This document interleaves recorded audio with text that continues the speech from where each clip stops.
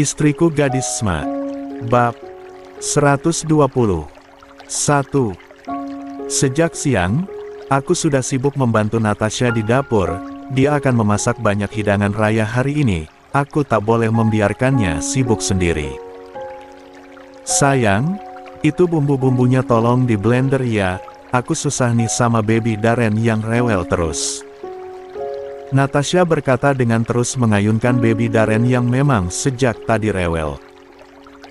Natasha dari tadi tak bisa beristirahat barang sebentar saja, dia terus mondar-mandir bolak-balik dari dapur ke ruang tengah dan sebaliknya. Karena baby Darren terus menangis, dia harus bisa menenangkannya. Sedangkan aku juga membantunya di dapur, tidak pergi kemanapun karena dia akan membutuhkanku di saat seperti ini. Ini memang lebih merepotkan dari tahun kemarin. Kalau tahun kemarin kami bisa masak bersama tanpa gangguan, tapi tahun ini malah sangat repot sekali. Aku jadi bingung sendiri dibuatnya, bagaimana caranya agar bisa membantu Natasha dengan tenang dan Natasha bisa masak tanpa gangguan. Aku tak punya sanak saudara ataupun keluarga, aku tidak bisa menitipkan baby Darren pada siapapun. Raihan. Ya, aku bisa minta tolong padanya untuk mengasuhkan baby Darren untuk semasa kami sibuk saja, dia pasti tidak sibuk. Aku segera menghubungi Raihan. Ya, Kak, ada apa? Tanya Raihan dari telepon. Kamu sibuk gak? Saya butuh bantuan kamu nih, baby Darren nangis terus, ibunya mau masak pun susah, tidurnya kebangun terus. Saya juga gak bisa jagain karena saya bantuin Natasha masak di dapur, kira-kira kamu bisa gak bantu jagain dia sampai saya selesai bantu Natasha? Aku langsung saja minta bantuannya, tanpa basa-basi sama sekali. Oh, sebentar, saya tanyakan Amira dulu ya Kak, jawabnya, belum bisa memutuskan. Oke. Aku menunggu jawaban pasti darinya. Jika memang dia tak bisa, aku akan menyewa seseorang untuk menjaga baby Darren untuk sehari ini. Masalahnya adalah, Natasha tidak mau memberikan tugas memasak makanan raya kepada orang lain, dia maunya memasak sendiri, padahal kebanyakan wanita maunya bisa santai, tapi dia malah suka sibuk, aneh memang. Jika Natasha mau dimasakkan oleh orang lain, pasti aku sudah menyewa tukang masak saja, tapi itulah dia yang berbeda dari yang lain. Sudah kubilang, bukan istriku jika tidak beda dengan yang lain. Halo, Kak. Amira mau menjaga baby Darren dengan saya, kami akan segera datang ya, ucap Raihan lagi. Alhamdulillah, makasih banyak ya, saya tunggu, aku bersyukur sekali atas kesediaan Raihan mau membantuku. Ya, kami siap-siap dulu, pamitnya. 2. Aku mematikan teleponnya dan kembali pada Natasha yang menyusui sambil mengayunkan baby Darren di ruang tengah. Rai dan Amira akan kemari, mereka mau menjaga baby Darren hari ini, aku memberitahunya. Loh, ngapain harus minta bantuan mereka? Kan mereka juga pasti sibuk banget siapin buat besok. Natasha malah terlihat tidak setuju. Tapi Rai dan Amira mau kok, itu artinya mereka gak sibuk dong, aku membela diri. Ngerepotin orang aja, omelnya. Biarin, gara-gara kamu juga yang mau ribet masak, kan bisa sewa orang buat masakin. Aku balas dia. Buat apa harus dewa orang kalau di rumah ada istri? Jangan mentang-mentang banyak uang, dia sewa ini sewa itu, masakan istri itu segimana gak enak pun akan lebih bermakna setiap rasanya buat para suami. Natasha mendelik sebal padaku. Aku terdiam, perkataan Natasha tidak salah kok, memang benar masakan istri di hari raya itu rasanya sangat bermakna untuk hari itu sendiri. Aku tidak bicara lagi, cukup bicara sedikit saja, daripada menimbulkan pertengkaran cuma gara-gara masalah sepele.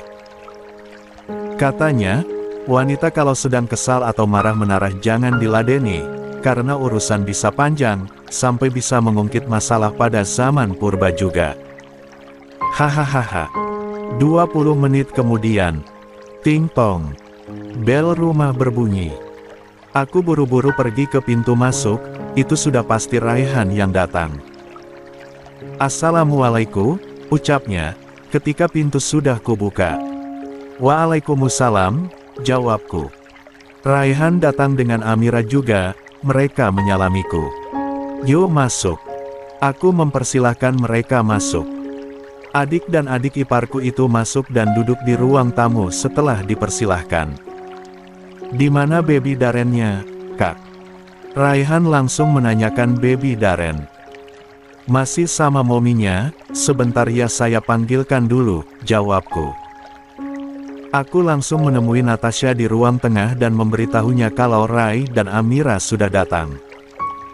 Natasha membawa baby Daren menemui Raihan dan Amira. Sini, Darennya, biar sama aku aja, Amira meminta baby Dare dari Natasha.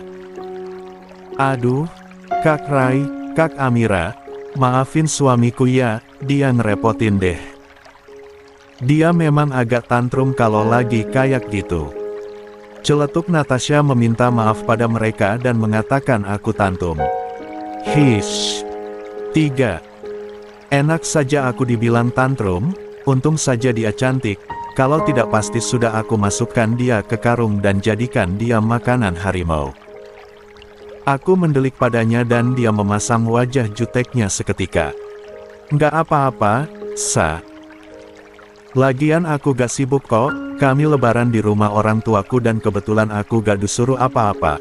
Malah dilarang bantu-bantu, jadi daripada aku cuma diam-diam aja, lebih baik aku asuh Kak Jason kemasan sachet aja, jawab Amira, mengelus pipi Daren. Jason kemasan sachet. Dia kira aku ini bumbu kemasan yang ada kemasan sachetnya ya. Iya, sekalian sambil belajar aja ngasuh bayi, supaya nanti kami bisa dan siap mengurus bayi kami, Raihan menimpali. Kalau gitu, tolong titip Daren ya, Kak. Ucap Natasha sedikit malu.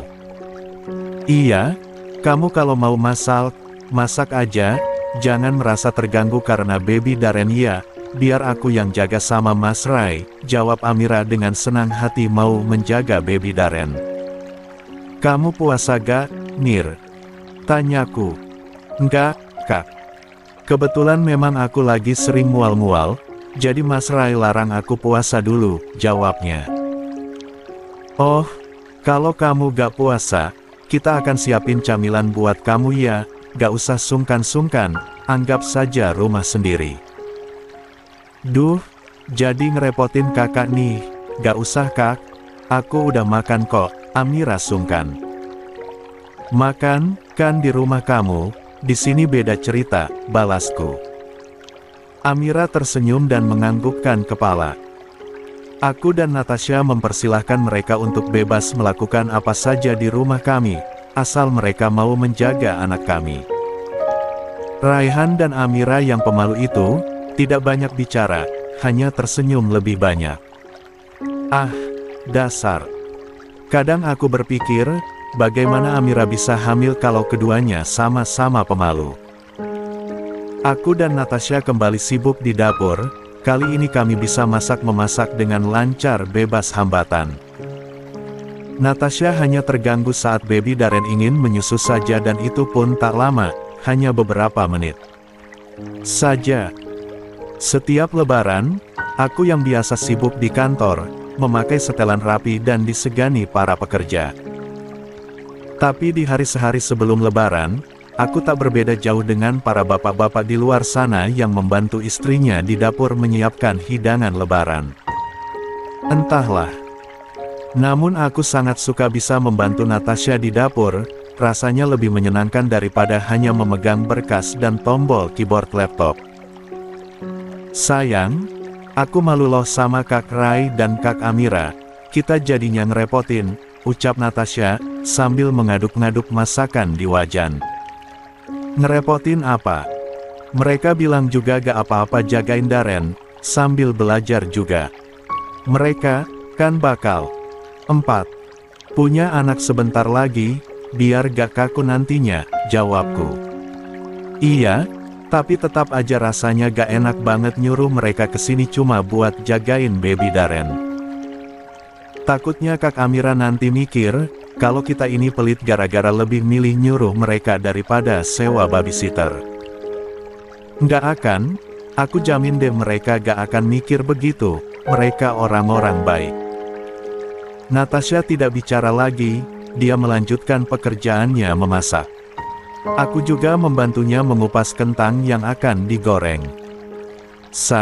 Menurut kamu, apa orang pemalu itu sama seperti kita waktu mau, Aku bertanya pertanyaan yang konyol, tapi aku sangat ingin tahu. Nanya apaan sih? Ya sama aja kali. Jawab Natasha ketus, mungkin karena pertanyaanku aneh. Tapi kalau dilihat-lihat si antara Rai dan Amira itu dua-duanya pemalu, gimana bisa mereka bakal punya anak? Natasha berbalik padaku dan menatap sinis. Aku mengerti maksudnya itu, dia tak suka mendengar pertanyaan aneh. Aku tersenyum lebar dengan mengangkat kedua tangan, aku pasrah, aku tidak akan bertanya yang aneh lagi. Aku langsung fokus lagi pada kerjaanku mengupas kentang, aku memilih jalur aman saja daripada dia marah. Malamnya, kamu gak ke masjid buat ikut takbiran? Tanya Natasha padaku yang sedang tiduran di depan TV. Males mau tiduran aja, aku capek banget bantuin kamu seharian, jawabku malas. Nggak ikhlas bantuin. Bukan gak ikhlas, tapi aku mau istirahat buat sekarang, gak mau kemana-mana, apalagi ke masjid yang banyak orangnya, jelasku. Besok, kita jadi ke rumah Kak Fandi buat lebaran di sana. Tanyanya lagi. Jadi, Fandi malah tadi udah chat lagi ngingetin aku, katanya aku gak boleh gak datang ke sana.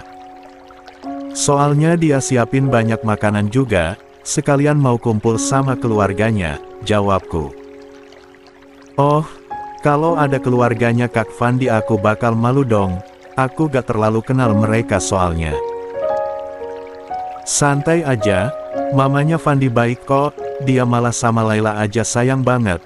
Kayak nyesel gitu dulu pernah gak restuin Fandi sama Vera, mungkin dia mau menebus kesalahannya ke Fandi dengan cara menyayangi Laila sebagai istri Fandi.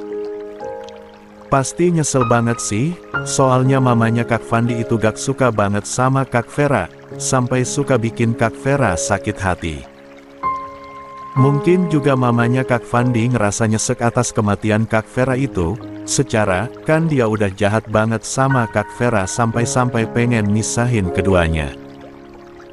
Ya, penyesalan itu selalu datang terakhir, tapi semoga aja ke Laila akan selalu sayang, kasihan juga Laila kalau dapat mertua yang jahat.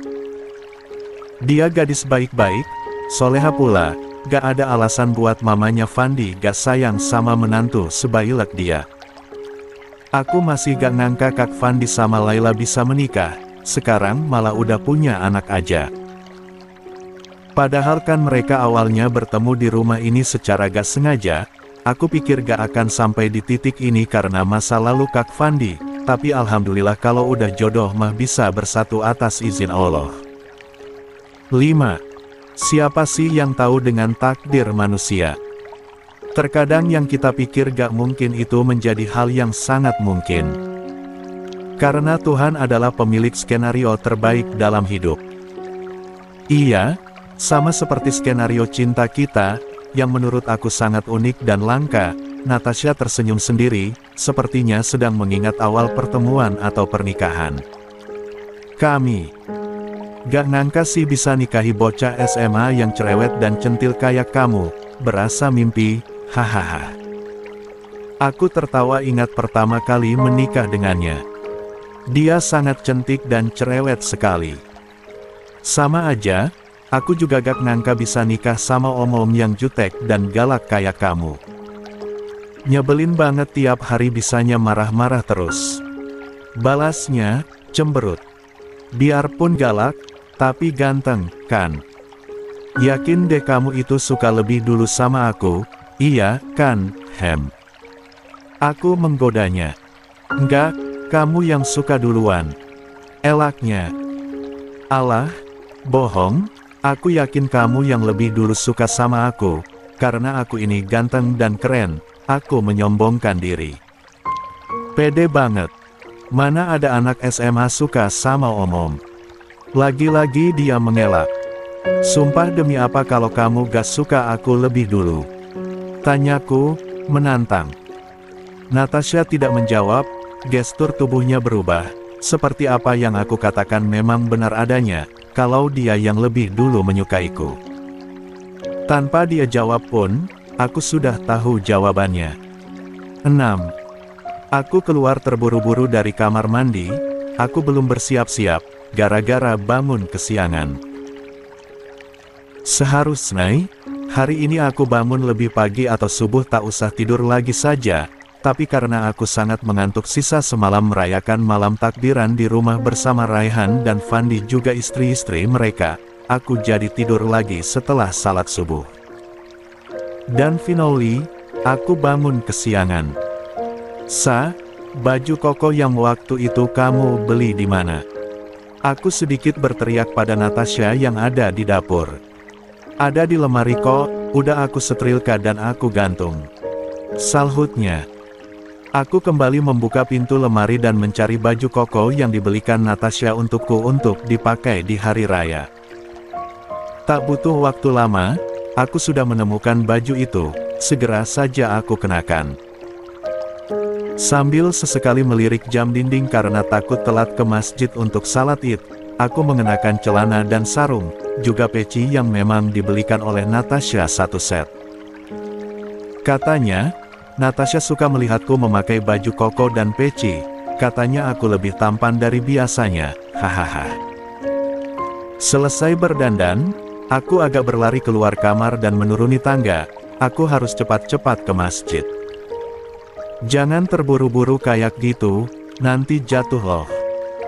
Natasha mengingatkan, dia muncul dari dapur dengan penampilan muka bantalnya. Natasha belum mandi atau bersiap dengan baju barunya, dia terlalu sibuk menyiapkan hidangan untuk kami makan bersama. Gak mau makan dulu? Tanyanya. Enggak deh, aku udah telat ini, malu kalau datang udah penuh jamaah, jawabku. Oh, oke. Natasha tidak bisa ikut salat Id, karena mempunyai baby Darren yang tak mungkin dapat dibawa dalam upacara ibadah seperti itu. Aku pergi dulu ya, pamitku. Iya, hati-hati di jalan ya, jangan lari-lari kayak gitu, nanti kesandung terus jatuh, kayak anak kecil, lagi-lagi dia mengingatkan. Iya, jawabku. Aku pun pergi dari rumah menuju masjid terdekat, aku dapat menghela nafas lega ketika aku melihat yang lain juga masih dalam perjalanan menuju masjid, aku bersyukur karena ada teman. Tiba di masjid, aku menggelar sajadah yang aku bawa di halaman masjid bersama yang lain, dikarenakan di dalam masjid sudah penuh. Salat Idul Fitri berlangsung dengan hikmat, semua orang khusyuk melaksanakan salat yang hanya dilakukan setahun sekali itu. Usai salat Id, aku duduk bersila mendengarkan khutbah dari seorang pemuka agama, sayang sekali kali ini. 7. Natasha tidak bisa ikut, di sini tak ada yang aku kenali. Khutbah berlangsung selama beberapa menit dan para jamaah mendengarkan dengan tenang tanpa ada yang ribut, kecuali yang membawa anak-anak. Allahu Akbar, Allahu Akbar, Allahu Akbar, La ilaha illallahu, Allahu Akbar, Allahu Akbar walillahil hamd. Suara takbir menggema di sekitaran masjid, aku bersalaman dengan jamaah lain untuk meminta maaf satu sama lain, walaupun orang tidak dikenali sekalipun. Sepulang dari masjid, aku disambut oleh Natasha dan Darren yang sama-sama memakai baju putih. Darren terlihat imut dengan baju koko bayinya yang warna putih itu, sebuah peci putih juga menjadi penutup kepalanya. Sangat menggemaskan. Sementara Natasha, dia mengenakan gamis warna putih dan jilbab pasmina atau apalah itu namanya. Dia terlihat sangat cantik dan adem dipandang dengan penampilannya itu.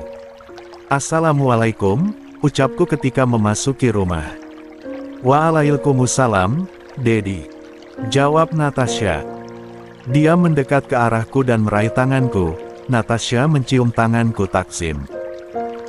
Sayang, aku minta maaf ya untuk segala kesalahan dan dosa yang pernah aku lakukan.